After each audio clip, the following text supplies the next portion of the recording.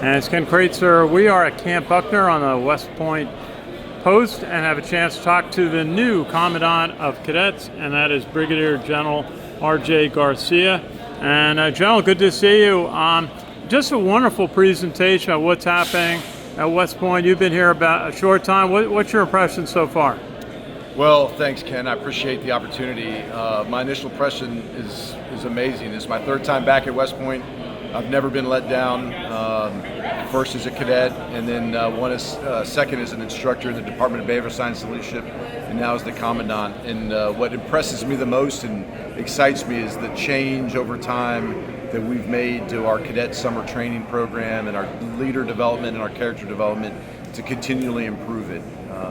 I can reflect back on my time as a cadet and the things I was asked to do, which were certainly demanding for me, have been changed and adjusted to keep up with the pace of the incredible applicants we're getting and the people we're admitting into West Point, and so we're continuing to challenge them. Quite frankly, I don't think the things I had to do would have challenged these cadets, and so we've upped the ante a little bit, so to speak, and it's very exciting to see all their success and the lessons they're learning, and certainly looking forward to seeing them serve out in the Army.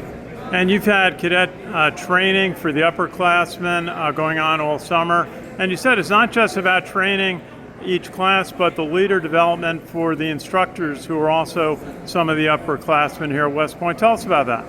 Yeah, we think the leader details, right, or the leaders that are put in charge of the trainees is one of the most important details we do, because it's a natural progression and it builds on all their previous training. So if you've gone through Cadet Basic Training and you've gone through Cadet Field Training and now you're a squad leader back in those training events, it gives you an opportunity, one, to improve it, right? You learn from mistakes you saw or things you thought that didn't go very well. Two, it gives you a sense of empowerment, right? That you own the Corps of Cadets and you're responsible to develop people and be the leader they deserve. And then three, it really builds their confidence standing in front of other cadets and leading, right? And I compared it to my experience where my leader detail, I literally, all I did was plan the delivery of cadets to some trainers, right? And now we plan, resource, and ask our cadets to train other cadets, right? That was the piece that was missing for me, and so it's really exciting, and we're very excited and see a lot of positive impact in the Corps of Cadets. And so you got 1,200 new cadets arrived at the beginning of July. They're about a month into their summer training. What goes in? What's the transformation that the new cadets go through going from a civilian to a cadet at West Point? Yeah, that's a great question. Thanks, Ken. I think the most important transformation that we look for, right, is just an acceptance of the West Point values of duty, honor, country, and certainly understanding how they fit with our Army values, and then the basic soldiering skills, right? You got to be able to understand, how to salute, how to march, and how to be a soldier, right? And then that it segues perfectly into the academic year, where we continue to challenge our cadets with rigorous academics and develop not only, so at this point we've not only developed them as a soldier, but also as an academic.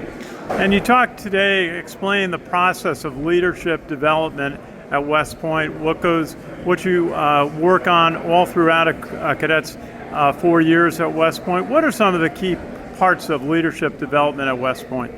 Yeah, so I think one is learning how to be a follower in Cadet Basic Training, and learning how to follow and then lead in a military setting, right? Many of our young men and women that come here were not in the military, although a small group are prior service or were at prep school, but many of them have not. So the key thing we look at is adapting to that military organization and the attributes and skills we look for in our Army leaders.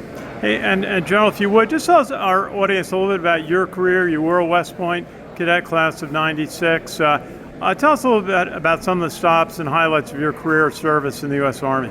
Yeah, thanks. I look forward to it. So I graduated in 1996. I was commissioned as an aviation officer. Went through initial flight school at Fort Novosel and learned how to fly Apache helicopters. Really served all over the world, and it's been one of the highlights of my career. My first assignment was in Korea. I'm originally from Texas, and after that assignment in Korea, I was fortunate to go back to Fort Cavazos and then really again all over the world, from Fort Stewart, Georgia, certainly in the Middle East, and then recently just came from Hawaii, where I was with the 25th Infantry Division. Very good. Brigadier General R.J. Garcia, Commandant of Cadets here at the U.S. Military Academy. Good to see you today. Good to see you, Ken. Thanks for everything. Pleasure. This is Have a Ken good day. Kreitzer for Cam Vets Media at West Point.